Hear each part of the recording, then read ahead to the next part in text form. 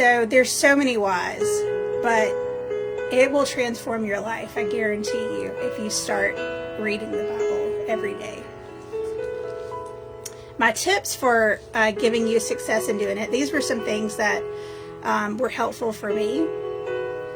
Make your Bible visible is going to be the number one thing to help get you in that habit, just like any habit. If you see something that reminds you to do that habit, you're more likely to do it. Finding the right place, quiet, comfortable, and free of distractions. The right time of day makes a lot of difference. Find a time when you can focus solely on reading the Bible. Be intentional about it.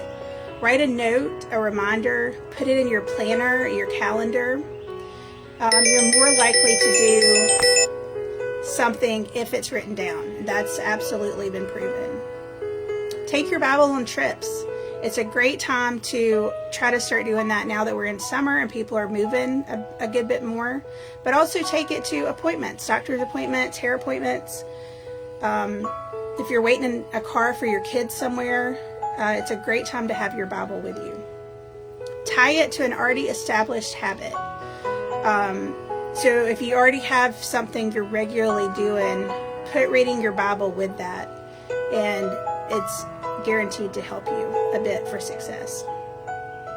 Pray that He gives you the desire to read the Bible, and God will give you that desire. Give yourself grace, because it is a process. It's not an easy thing to add to your daily life, even though it can be a very short amount of time you're committing to, especially in the beginning. For some reason, it's hard for so many of us, myself included, to get started on it. So give yourself grace, because it is a process. Read aloud if you're getting distracted. Walk by the Spirit and not by the flesh.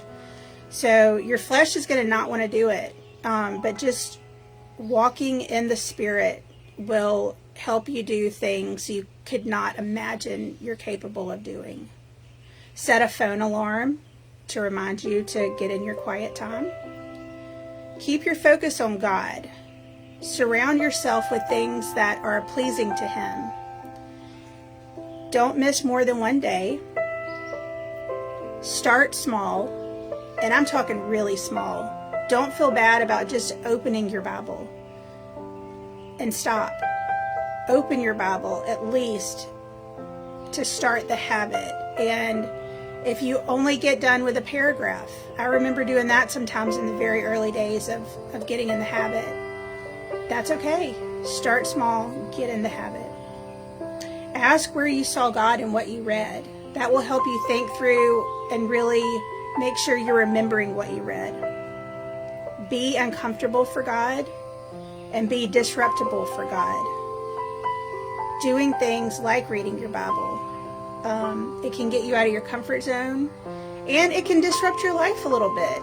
But good heavens, all that He has done for us and provided for us, we can give Him this bit of worship, right? Determine a reading plan. Plans for so many things in our life. If you have a plan, you're going to be more successful. Remember, if your family only inherited your habits, what would be their richest gift?